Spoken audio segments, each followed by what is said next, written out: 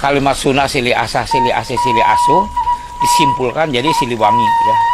Artinya orang teh kudu Siliwangi itu ngagawean anu alus. Contoh asah asih asuh. Ari asah di dia orang saling doakan sesama orang supaya orang teh makmur. Lain siling gorengkeun. Nah, jadi Siliwangi na kitu mah. Tak asih ari asih di dia mengenal karena sifat orang masing-masing. Karena sifat mati Allah gitu. Akang jeung adi akang sifatnya pasti beda walaupun satu darah.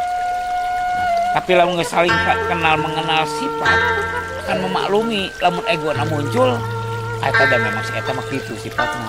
Da urang harus saling menghargai.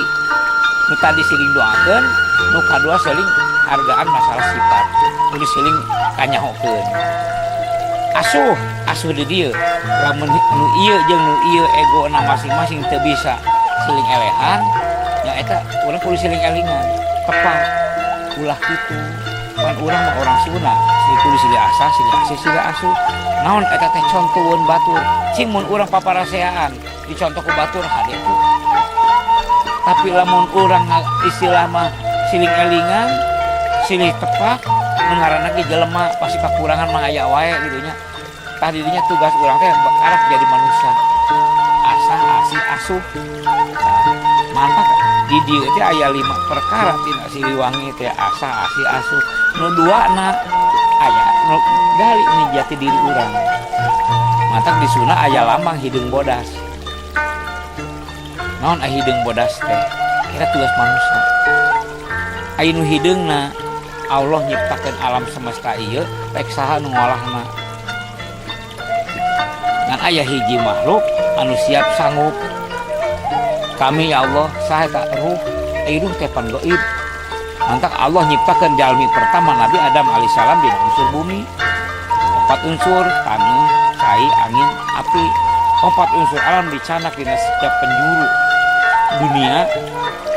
Maka jadilah Nabi Adam alaihissalam penerusnya urang. Tamantak eta teh anu jujieun dina taneuhna warna hideung. Hideung teu abadi. Disukan pake ke urang mah kembali deui ke alam. Nu bodas mah ruh mah abadi. Engke lamun urang ninggalkeun papisah ieu ruh jeung raga, urang bakal kembali ka Allah.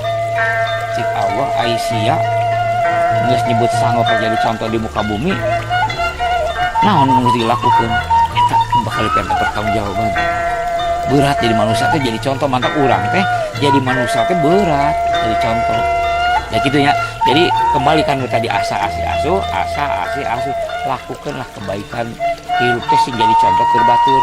Mantap lamun geus tutup umur urang mata aya kalimat cap urang teu neun dihandeuleun sieun. Urang tuna dihanjuang siang. Sampeureun teh. Eta lamun pagawean urang ayeuna mun anu salah lain contoheun batur, aya kumaha engke anu kebalik urang. Di lain contoheun atuh mah jadi seuneun nu aya. Tah itu kaya jadi kalimat asah asih asuh teh disebut saling doakeun mengenal sifat jeung silih tepuk. Itulah manusia mah jadi contoh dina langkahna contoheun batur ucapna ge sing jadi ilmu. Teh cakarat manusia.